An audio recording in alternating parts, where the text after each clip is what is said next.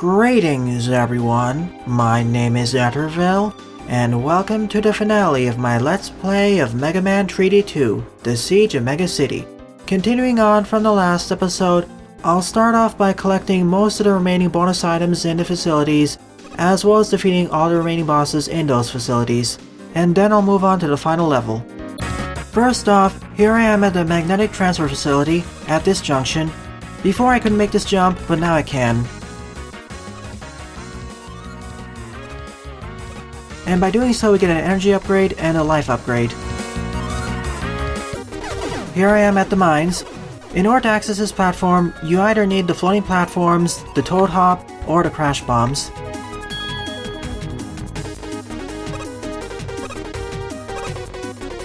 I can either use the jet bombs here, but instead I'll use the quick boost.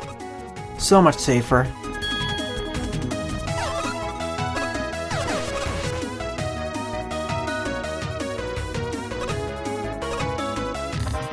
The boss here is hard, man.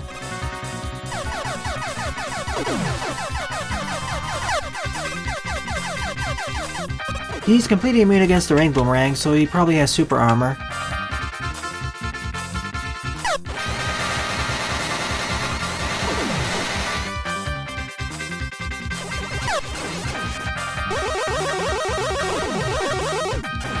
And whenever he pounds the ground, he creates a damaging shockwave. His weakness is probably the crash bomb. Or Gemini laser, that works wonders too. I could also use the elect blast, but I don't want to make him a pushover.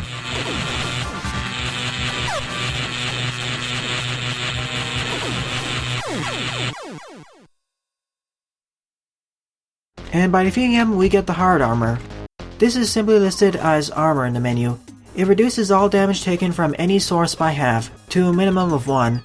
This would have been wonderful to have when I went through the CPU, especially with the force beams and the more damaging enemies, and the Solar Man encounter at the end. There's one last thing to do in the mines though, specifically in this boss's arena. It's another life canister, so I definitely want it. And that's everything in the mines. Here I am at the smelter / forges. Before I couldn't access this area, but now with the missiles I can.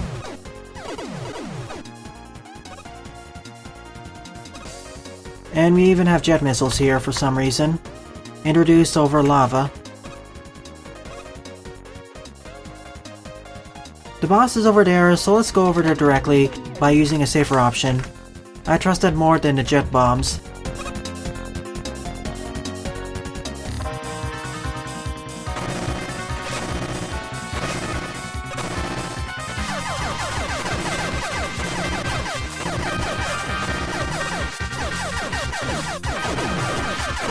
You know, is he weak to ice-based weaponry?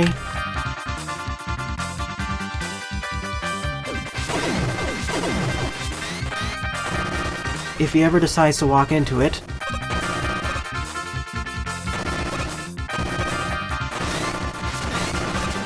Yeah, he's weak to it. See how much damage it's dealing to him over time?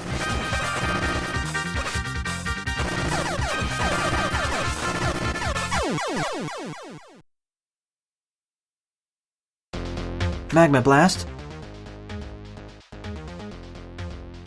That'll be handy against certain bosses, I'm sure of it. But that's all in the forges / smelter. At least I hope. I'll probably overlook some bonus items in these facilities. Here I am at the beacon. In Ringman's room, there is a life upgrade right over here. Also in the beacon is this life upgrade in Brightman's boss room. In order to access it, you must have the floating platforms.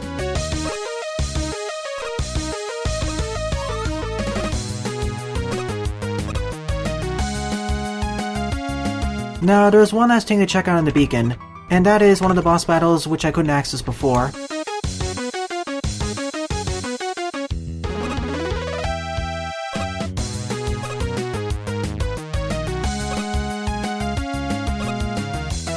And of course I'm gonna die at least once due to how awkward it is to create the floating platforms.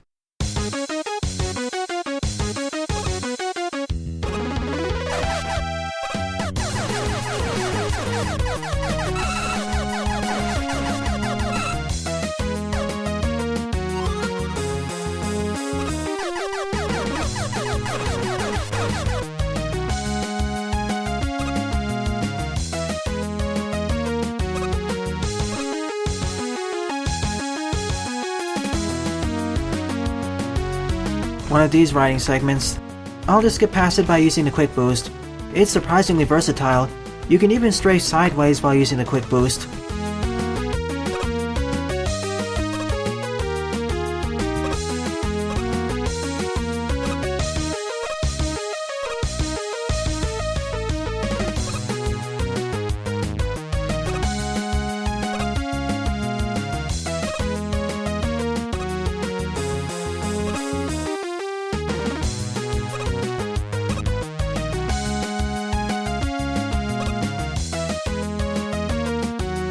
I don't think I can make the jump normally, so I'll have to do a quick boost here. Toad hop over here. Before I face off against the boss, let me get that life upgrade. I'm thankful that all these upgrades are life upgrades. I already have way too many energy upgrades, more than enough in this game. Ah, Blade. Fancy seeing you here.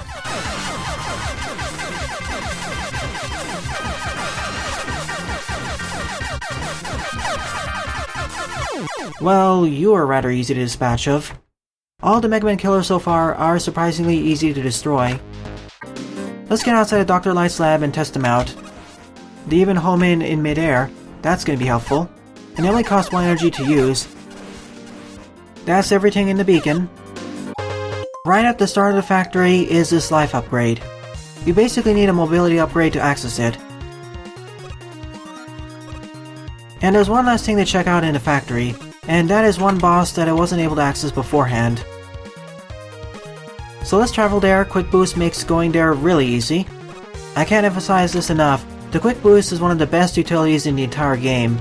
Same as in Mega Man 3D. It's not as broken as in Mega Man 3D though, as you can't clip right through the doors. That was fixed in this game.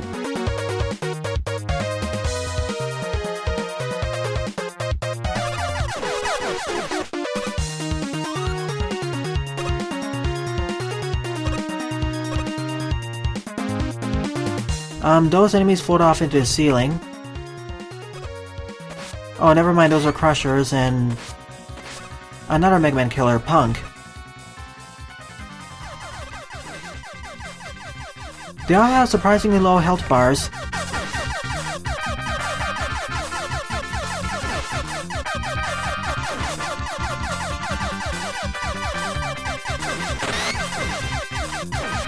He seems to rarely go out of his spike ball form.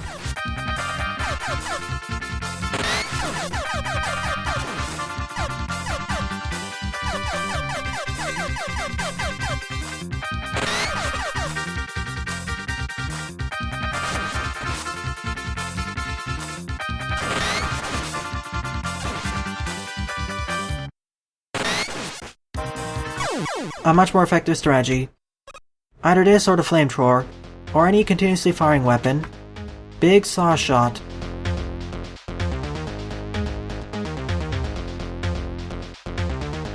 Larger and more powerful version of the gear shot consumes energy though. I didn't expect to see a straight up upgrade of a particular weapon in the same facility where you acquire it, because you acquire the gear shot from Metal Man, and you defeat Metal Man in the factory. And last but not least, I'm at the waste processing facility, specifically in this boss room, as there's a life upgrade right over there. Something else I want to mention is that the saw shot really feels like how the Metal Blade did in Mega Man 2. Normally these enemies would take about, I believe, 4 Metal Blades to destroy, but now they only take about 2. With this facility out of the way, that clears all the remaining upgrades and bonus items that I remember. There are probably a few here and there in the city and in some facilities that I'm overlooking, but I don't need them by this point in the game. I have plenty of life and weapon energy for the final level. With all that done, it's time to board Zero Prime Starship. This starship certainly has a unique atmosphere and aesthetic. This means the video footage is going to be large. Hopefully it encodes well on YouTube. Those are a lot of walker enemies. There are at least 40 or 50 of them. In fact, let me try something out. Will the solar flare work against them? It works extraordinarily well against them, as individually they're rather weak enemies. With only 2 usages, I completed this room. And you are forced to acquire this weapon in this game, as you must defeat Solar Man in order to unlock the Starship. So this will be a great farming room.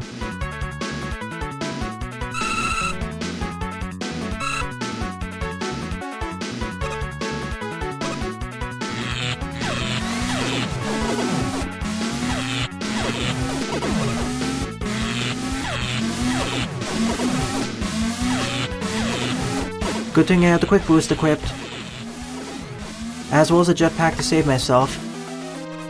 Now I face off against base. Before I do so, let me call in Proto Man and roll for help. And they have actually the same calls. I was hoping their calls were separate.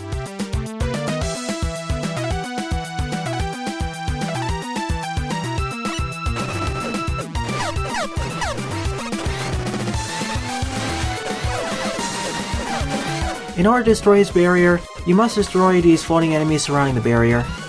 And that barrier is a deflecting barrier, so any shots you fire at it will get deflected back at you.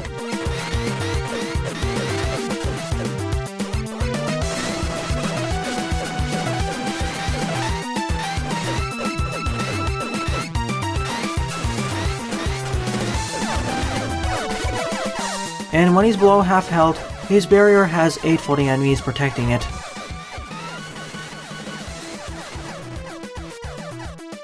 How useful is a solar flare against it?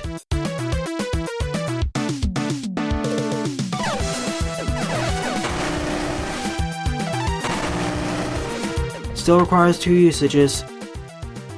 And the solar flare doesn't work that well against bosses. It works the best against enemies. Let me try the magma bazooka.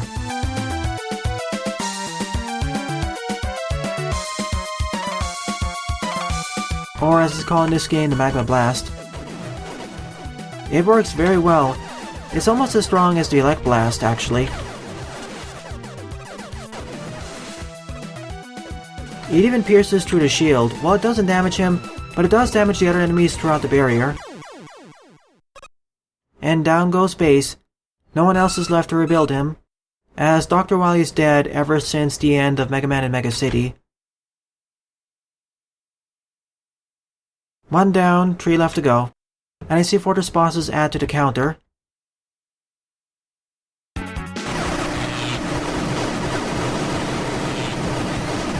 So many dark men here. Kind of like at the end of Mega Man in Megacity.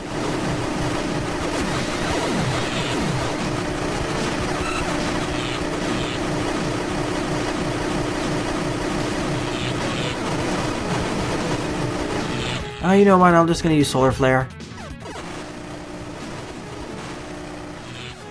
It 2-shots them as well. The Solar Flare is one of the best weapons in the game, I'd say. One of the best AoE weapons. It does require a lot of energy to use, so it's best to pick up some upgrades and tanks.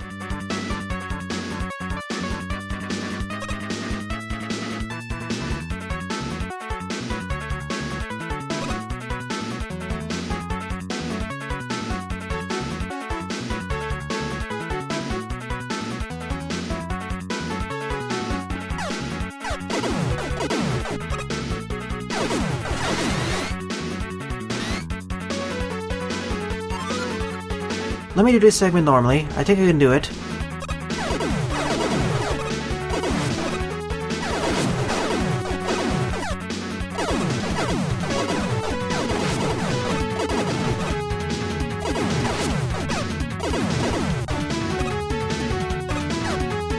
Compared with the Yoga Block segment, this was easier.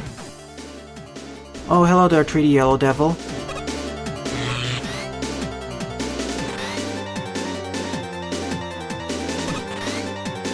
He only takes damage when his eye is open, and his weakness is probably the Elect Blast.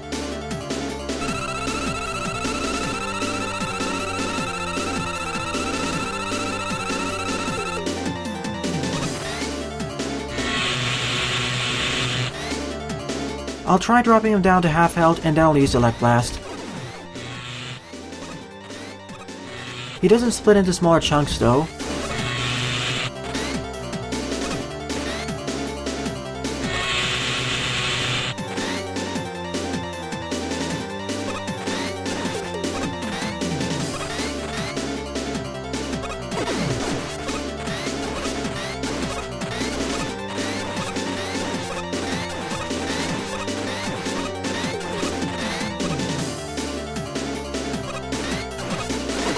I don't know why he kept his eye open for so long there.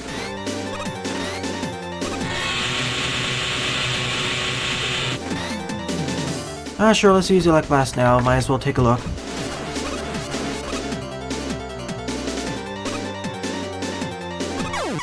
That was very easy. In fact, this Yellow Devil didn't showcase all of its attacks. One of its abilities is to summon a series of petite Yellow Devils, which can fire those ring attacks at you as well.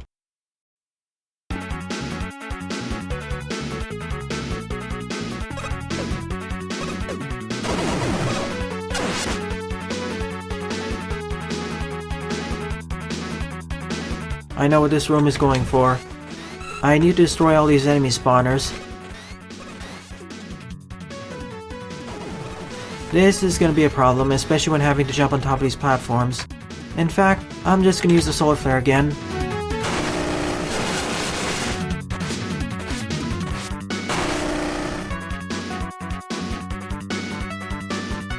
Just like how the Powered Saw Blade is a better version of the Gear Shot, I say the Solar Flare is a better version of the Radial Flash, although it does require more weapon energy to use.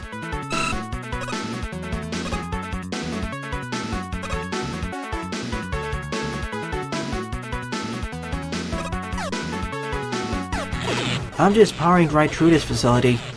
I expected it to be a lot harder, but I guess not.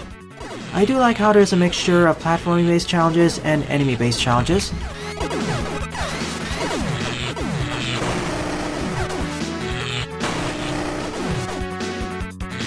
Sadly, the Solar Flare cannot damage shielded enemies, like the Sniper Joes. I have to deal with them the classic way.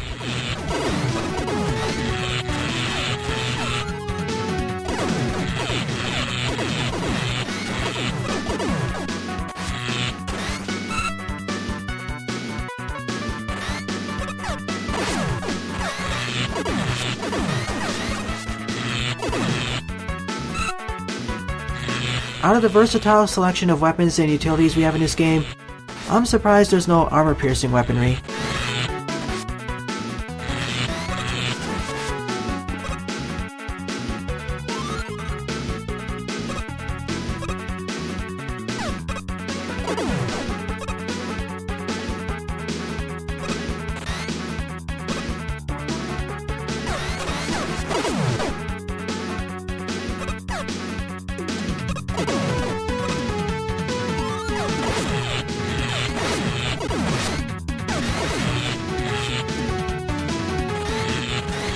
The Powered Saw Blades are surprisingly powerful.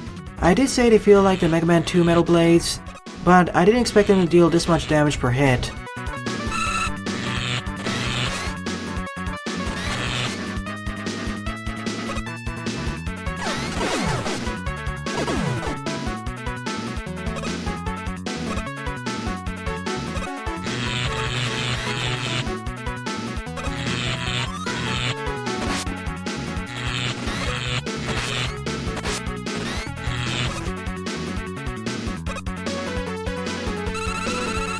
I had so many to spare. I just wish the animation speed scaled depending on what your max energy was.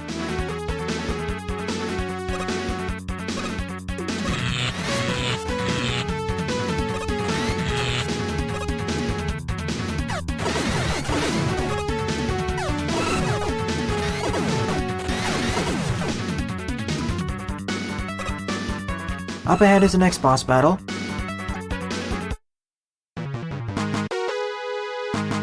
Mercury? I didn't expect you behind this door. Then again, Zero Prime did say he was rescued by the Star Droids. Wait, Venus too?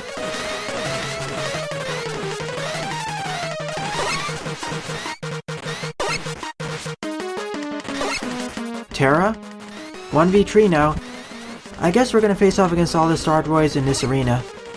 I didn't expect that at all, but in retrospect, it does make sense, as the Star Droids are Zero Prime's biggest allies. Are we gonna face off against Sunstar at the end?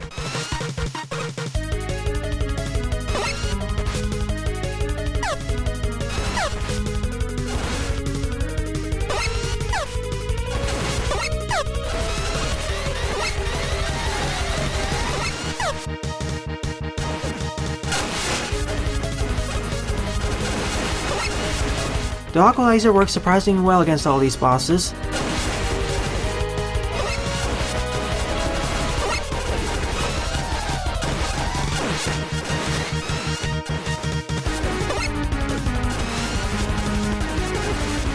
They all probably have their own separate weaknesses though.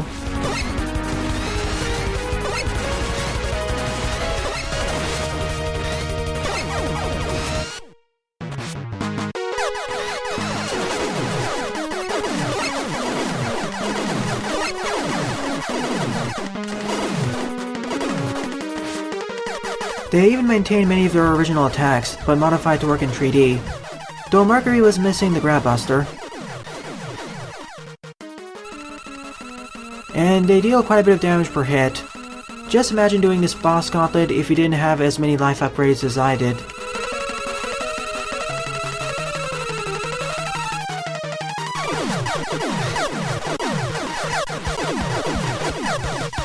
Even the Seeking Atom works very well.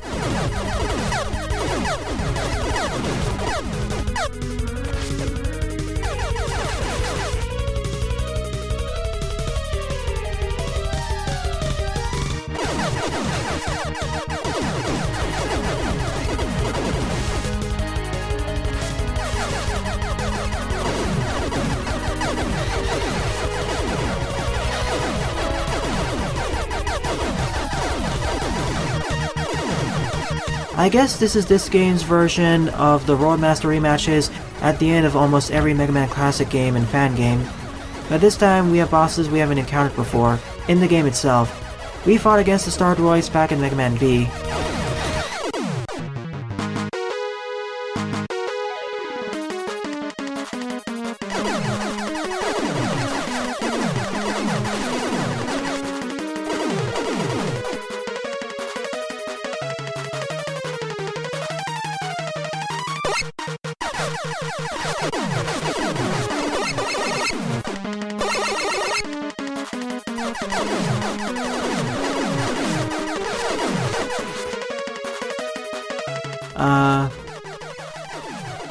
Some of these leaves are not doing anything.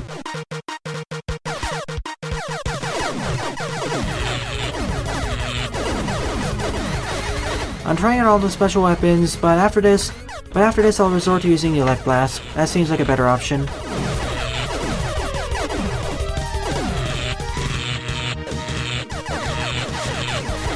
Oh, this boss battle is gonna eat up the file size, especially with all the rotations.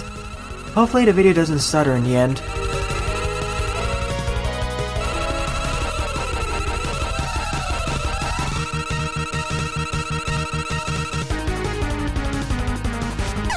Alright, time for the Elect Blast. Of course, the electrical-based Star Droid is immune against electricity.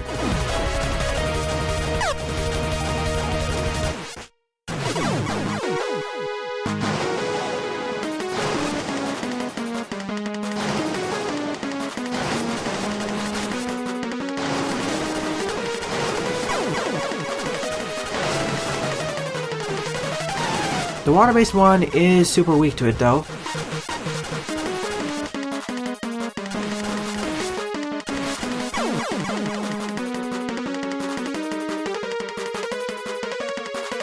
He's then probably weak to the Magma Blast or something close to it. Good enough.